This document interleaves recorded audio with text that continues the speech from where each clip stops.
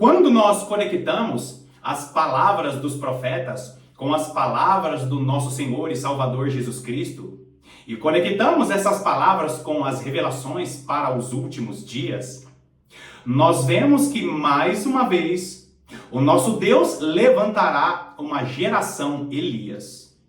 Você sabia que a geração dos últimos dias será, mais uma vez, uma geração Elias? Uma geração que confronta o pecado?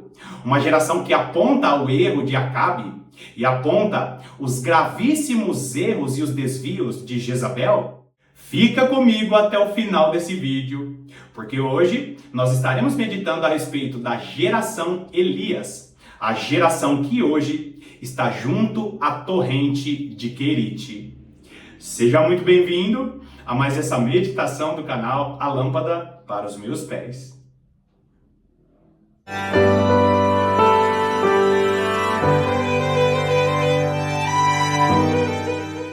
Segundo a palavra de Deus, o Senhor está levantando, nesse tempo em que nós estamos vivendo, a geração Elias, a geração João Batista.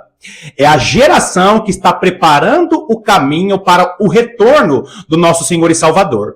Agora, amados irmãos, eu preciso que você preste bastante atenção em uma fala de Jesus em Mateus capítulo 17. Vai lá comigo. Mateus capítulo 17, nós vamos ler apenas o versículo 11, e não fuja do contexto em que Jesus Cristo está falando ali com seus discípulos.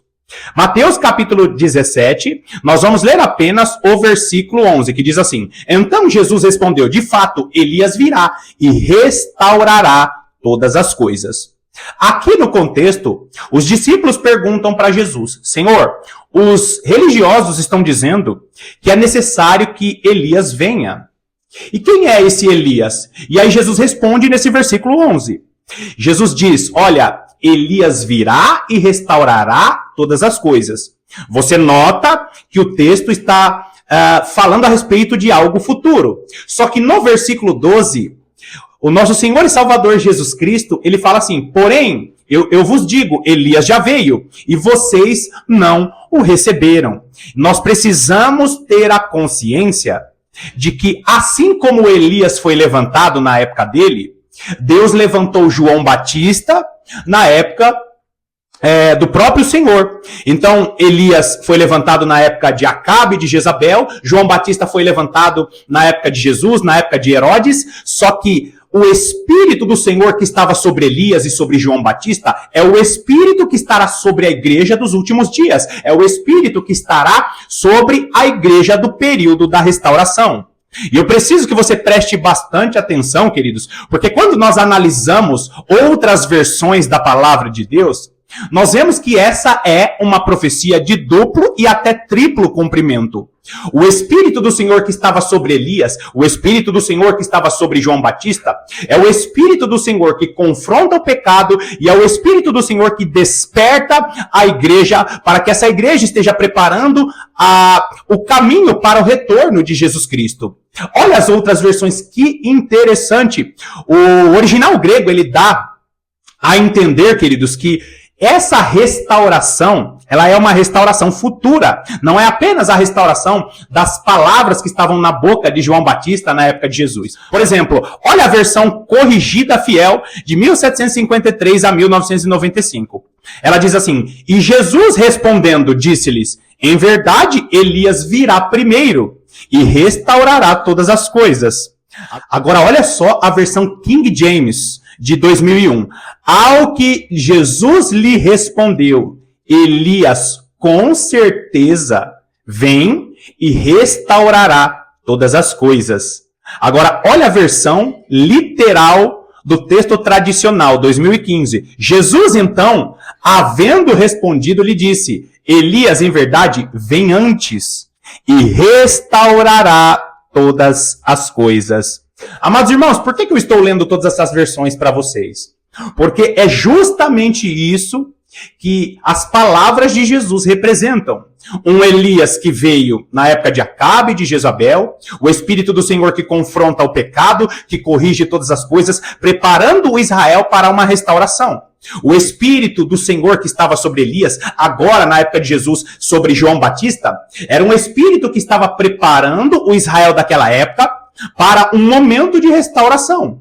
E agora, queridos, nós precisamos entender que a restauração que Deus promove nas nações, ela é de glória em glória. Ou seja, a restauração da época de Elias, ela tinha ali um peso de glória específico. A restauração da época de João Batista era uma restauração que tinha um peso de glória específico. E agora, nos nossos dias, se aproximando no retorno do Senhor, é uma restauração que tem um peso de glória específico. Então, o Espírito do Senhor que estava sobre Elias, sobre João Batista, é o Espírito do Senhor que está sobre as testemunhas do Senhor para os últimos dias. Amados irmãos, eu peço perdão aos irmãos por ser tão repetitivo nos vídeos, mas até as vestes, queridos, são vestes semelhantes na descrição de Apocalipse capítulo 11. Você lembra como se vestia Elias, como se vestia João Batista? Os costumes culturais representam a maneira em que aqueles profetas, eles eram vistos pela sociedade.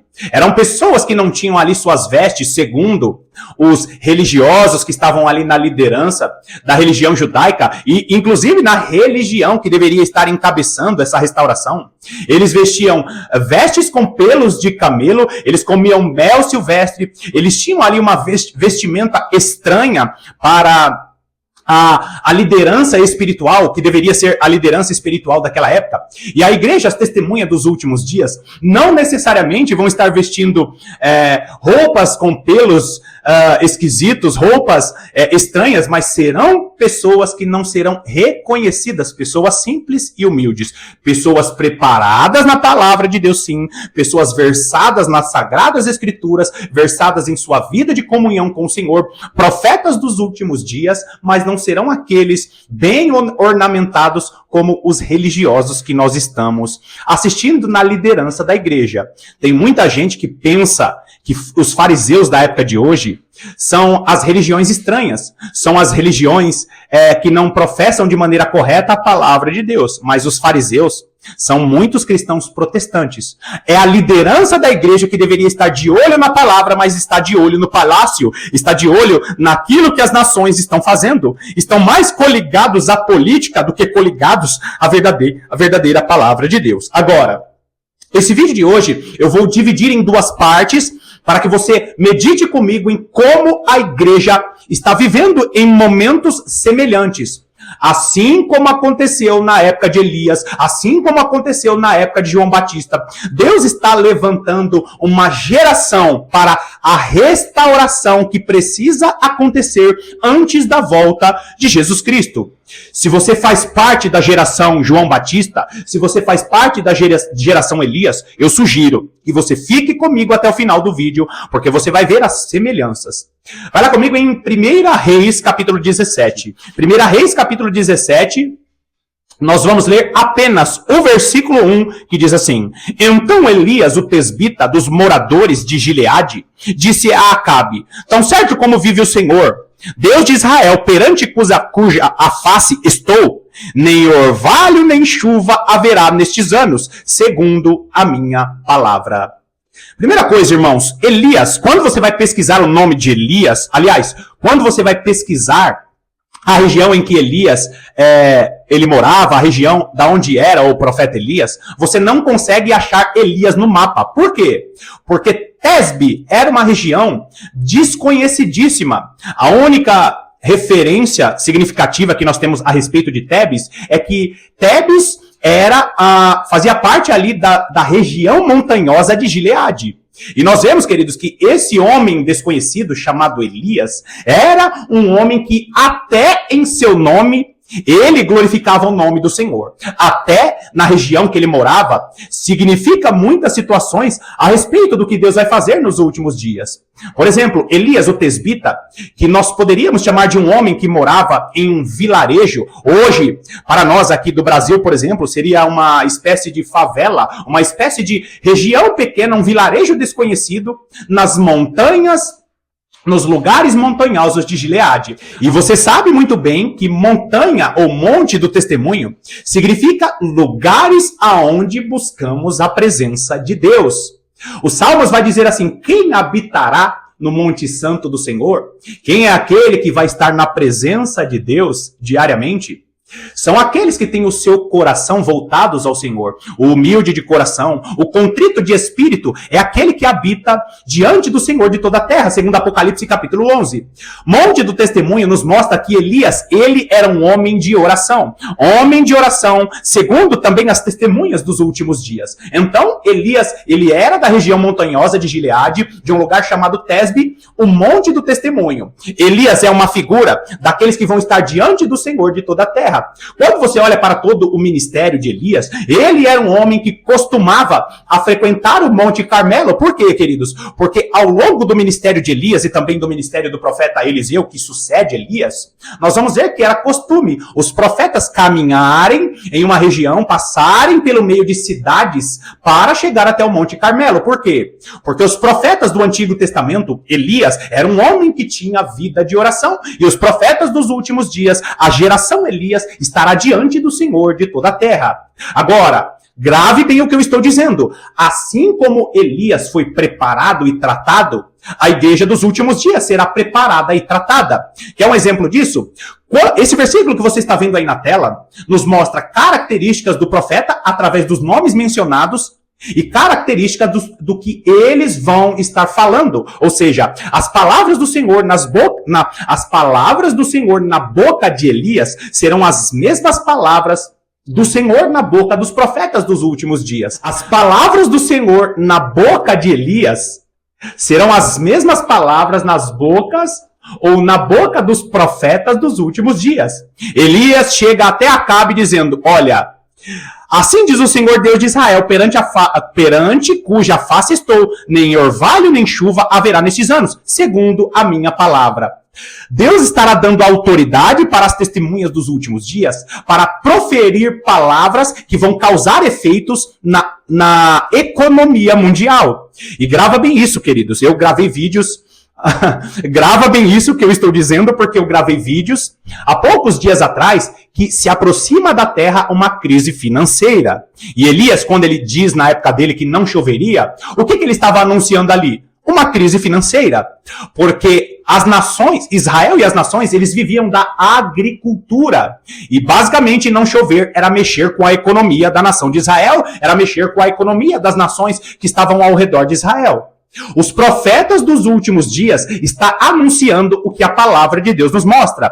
Quando você vai para o 5º selo em Apocalipse, o que está dizendo ali? Momentos antes da volta de Jesus, anos antes da volta de Jesus, se aproximará das nações uma crise financeira. Assim como estava na boca de Elias uma crise financeira, dizendo: olha, não vai chover, eu vou mexer com a agricultura, eu vou mexer com aquilo que é suprimento para vocês. A igreja dos últimos dias, com o espírito que estava sobre Elias, sobre João Batista, está anunciando: virá uma grande fome nas nações, uma grande crise financeira. Por quê? Porque os povos da terra e a igreja de Cristo está olhando mais para as nações do que para a palavra de Deus. Uma crise está sendo anunciada. Por quê, queridos? 7 no versículo 8, dizendo o quê? Que não chovia sobre a terra. Agora, Elias anuncia a grande crise financeira. Só que, assim como Elias foi sustentado, a igreja dos últimos dias também será sustentada. Deus envia Elias para um lugar próximo ao Rio Jordão. Deus envia Elias para ser sustentado no ribeiro de Querite. E é lindo, queridos, porque o próprio texto bíblico em 1 Samuel, 1 Reis, capítulo 17, vai dizer o quê? Que Elias, ele bebia águas da torrente de Querite, e ali corvos sustentavam Elias, trazendo pão e carne para Elias. E mesmo que Deus coloque em seus lábios para este tempo, falando a respeito, testificando sobre a crise financeira que se aproxima, fique calmo, porque os profetas dos últimos dias, assim como Elias, serão sustentados. Deus tira a igreja dos últimos dias desse sistema, diante do monitoramento mundial, e conduz a igreja dos últimos dias para os ribeiros de Querite. Por quê, queridos? Porque Querite significa cortante. É quando Deus, ele te corta, é quando Deus, ele tira as farpas da sua vida, te preparando, te limando, te preparando, te deixando afiado para as coisas que vão acontecer nos últimos dias. Profeta dos últimos dias precisa aprender a ser isolado para ser um profeta cortante, para que você use as ferramentas afiadas que o Senhor está colocando em suas mãos. Queridos irmãos, estar no ribeiro de Querite, ser cortado, limado pelo Senhor, é um grande privilégio, porque as nações do mundo estão perdidas com a política, as nações do mundo estão perdidas com todo o entretenimento proporcionado pela besta de 7 cabeças e 10 chifres, o espírito do anticristo que hoje já está habitando nas nações, e você que é testemunha do Senhor, será isolado, será colocado de lado e sustentado pelo Senhor, e nós vemos essas profecias sendo conectadas com Apocalipse capítulo 12, Apocalipse capítulo 11, quando Deus tira a sua igreja deste grande monitoramento e deste grande controle mundial. A igreja que é levada ao ribeiro de Querite é a igreja que tem águas a matarem a sede dessa igreja, as águas da palavra e o alimento físico, pão e carne, porque Deus, nessa crise financeira, estará sustentando a sua igreja. Agora, o mesmo Espírito, não esqueça disso, o mesmo Espírito que estava sobre Elias estará na igreja dos últimos dias. A igreja que tem vida de oração, a igreja que frequenta o Monte do Testemunho, a igreja que frequenta o Monte Carmelo, é a igreja que é enviada ao Riacho de Querite para ser sustentada. Não fique com medo a respeito das coisas que vão acontecer nos próximos anos, talvez nos próximos meses. Deus sustentará a sua noiva nos ribeiros de Querite. Agora, como a crise financeira se aproximava ali na época de Elias, a crise financeira se aproxima e em um determinado momento da história, as águas do ribeiro de Querite vão se secar. E o que Deus faz? Deus, ele vai conduzir a igreja a lugares ermos. Para quê, queridos? Para que a igreja esteja preparada para o chamado e para que a igreja, sendo preparada para esse chamado, também abençoe outras pessoas. Elias é enviado a Sarepta e ali ele encontra uma viúva. E você conhece toda a história de 1 Reis capítulo 17, 1 Reis capítulo 18. Ele é enviado a Sarepta e ali tinha uma mulher passando necessidade e Deus usa aquela mulher para abençoar Elias. Mas, queridos, nos últimos dias, essa bênção será de mão dupla. Por quê? Porque em um momento de crise financeira, Deus vai usar o pouco que você tem em suas mãos para abençoar outras pessoas. Deus vai usar o pouco que outras pessoas têm em suas mãos para abençoar você. Por quê? Porque quando a igreja for conduzida para ser preparada para esse chamado, o que Deus vai fazer? Vai usar essa igreja com recursos espirituais para abençoar pessoas com recursos financeiros. E você, cristão, grava bem isso. Você que tem o recurso espiritual vai abençoar outras pessoas espiritualmente. E aquelas pessoas que têm o recurso financeiro receberão essas bênçãos espirituais e te abençoará financeiramente. É a igreja de Jesus Cristo dos últimos dias que estará levando o espiritual, o alimento espiritual para abençoar as pessoas que não têm Jesus Cristo. Amados irmãos, muitas pessoas das nações que não têm Jesus Cristo como Senhor e Salvador no momento da crise financeira receberá as bênçãos espirituais que Deus está derramando sobre você. Agora, aquela mulher em Sarepta, ela recebe aquele milagre do Senhor, prepara o alimento para o profeta. O profeta multiplica ali aquele alimento, só que em um determinado momento, o filho da viúva de Sarepta, ele morre, fica doente e morre. E ali Deus usa Elias com grande poder e graça para ressuscitar aquele menino. O texto bíblico vai dizer que Elias, estendendo-se 3 vezes sobre o menino, clamou ao Senhor e disse: ó Senhor Deus meu, roga-te que faças a alma deste menino retornar, entrar de volta nele. E por que eu estou mencionando isso? Mais uma vez, os recursos espirituais sobre a sua vida trará vida para aqueles que têm os recursos financeiros. Deus usará muitos servos do Senhor nos próximos anos, talvez nos próximos meses, para que você abençoe pessoas espiritualmente e aquelas pessoas te abençoe com recursos financeiramente. Os Elias dos últimos dias serão aqueles com recursos espirituais, vão estar conduzindo as pessoas a Jesus, devolvendo a alma para essas pessoas, para que essas pessoas tenham a vida eterna. E em contrapartida, Deus vai usar pessoas para te abençoar financeiramente. Agora, aquele menino recebeu a alma de volta ao corpo dele e ele reviveu. E aquela mulher de Sarepta olha para Elias dizendo: agora sim eu sei que tu és homem de Deus e que a palavra do Senhor é verdade na tua boca. Amados irmãos, quando que Deus vai estar confirmando o ministério das duas testemunhas? Promovendo maravilhas, promovendo milagres e promovendo catástrofes nos próximos anos. Se você é um crente fiel à palavra de Deus, saiba, Deus vai usar a sua vida para trazer recursos espirituais para muitas pessoas e vai usar a sua vida, aliás, e vai usar a vida das pessoas para trazer recursos financeiros. Não se preocupe com as situações que vão acontecer ao redor do mundo. Deus tem um querite, Deus tem uma Sarepta para sustentar as testemunhas do Senhor dos últimos dias. Agora, esse mesmo Elias é o Elias que em seu caminhar encontra os Obadias. Você sabia que na época de Elias existia um homem chamado Obadias? Que esse Obadias, ele era uma espécie de servente, de mordomo do rei. E ali, queridos, o rei desviado dos caminhos do Senhor, o Senhor usava Obadias para sustentar os profetas, porque Deus tem os seus profetas em todos os lugares do mundo.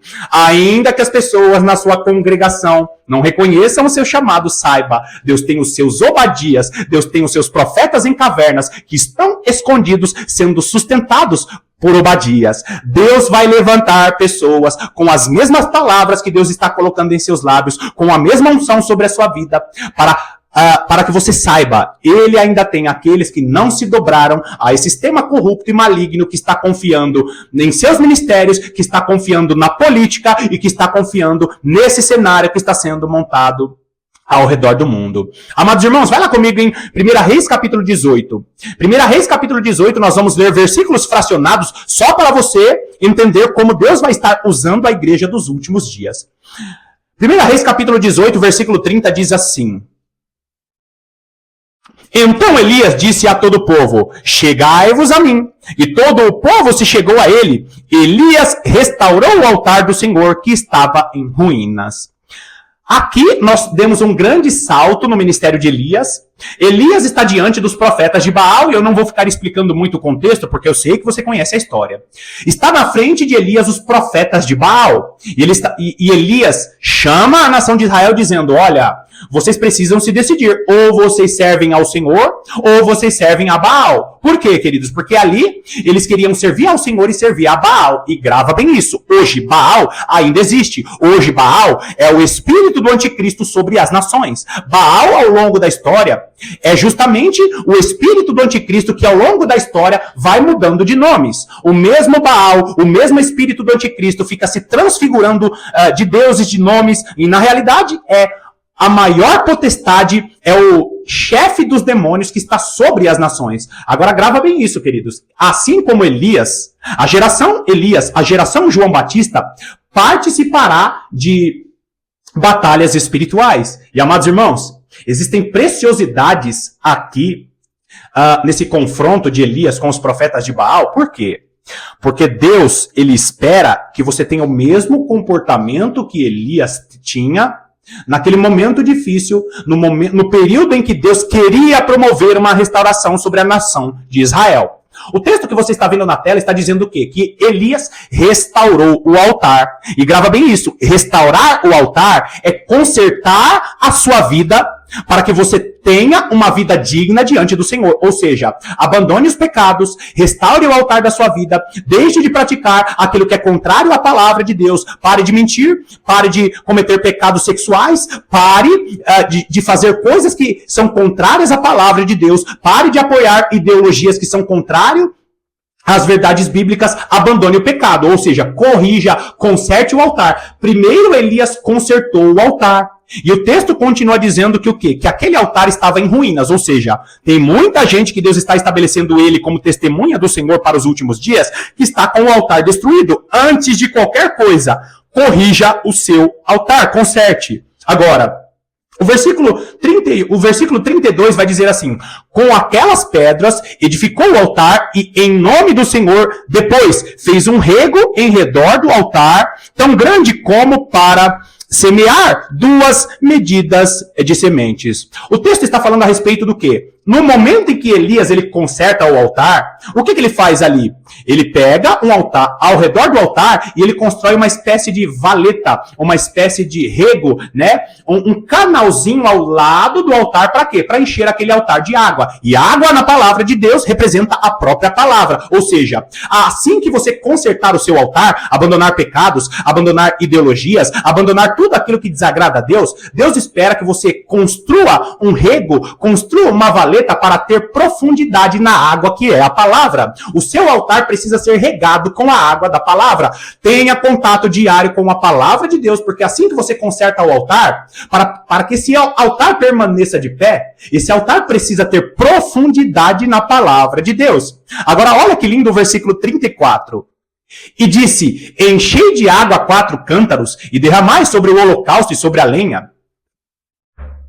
Disse ainda mais: fazei-o segunda vez. E fizeram. Disse: fazei-o terceira vez. E o fizeram terceira vez.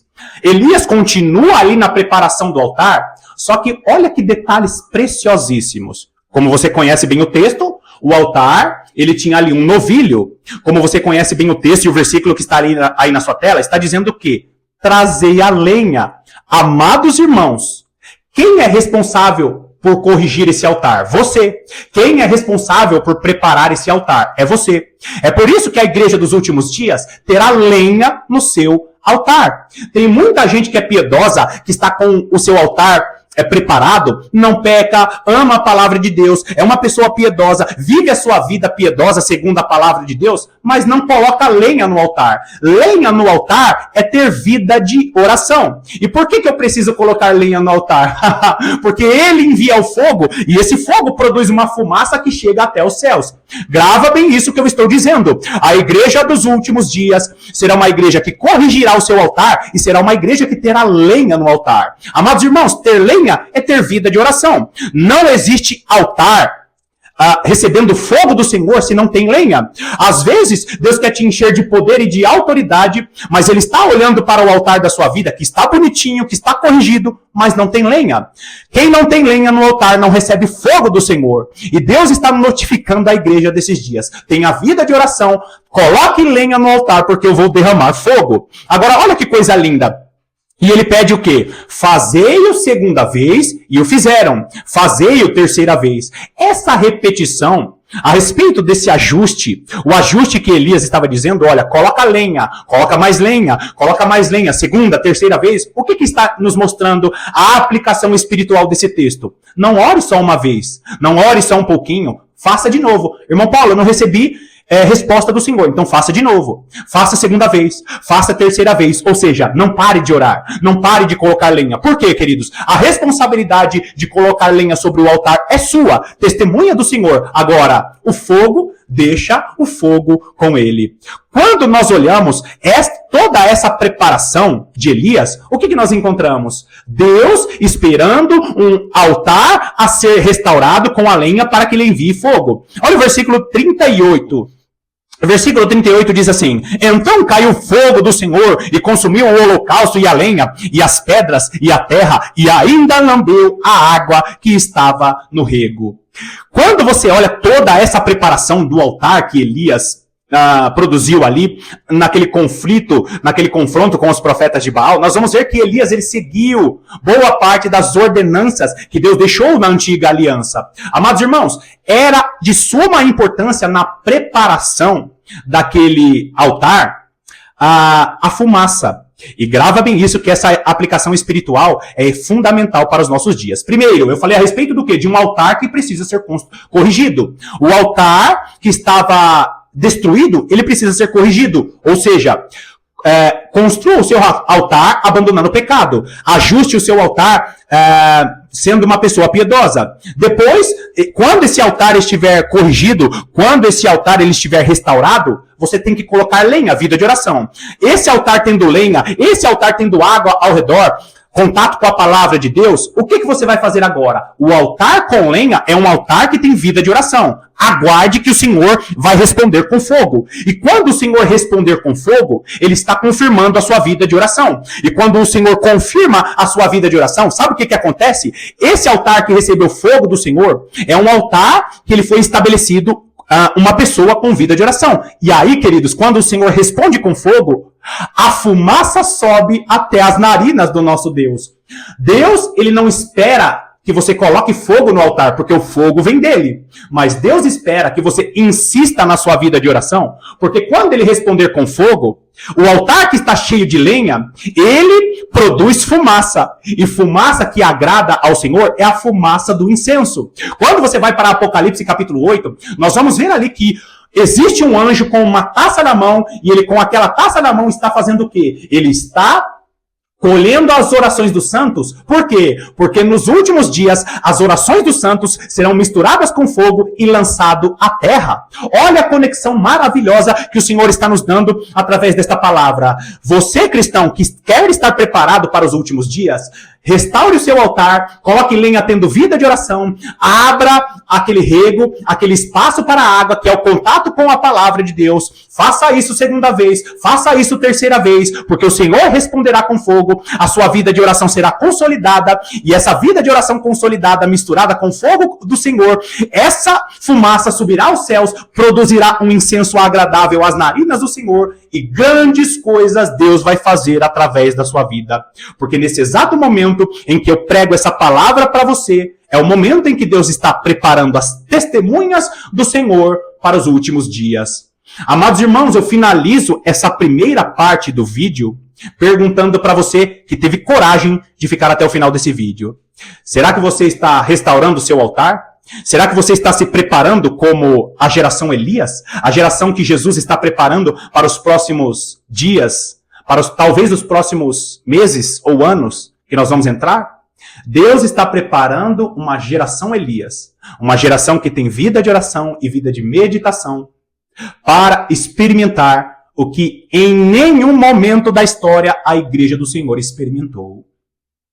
Queridos irmãos, mais uma vez eu te agradeço pela sua companhia.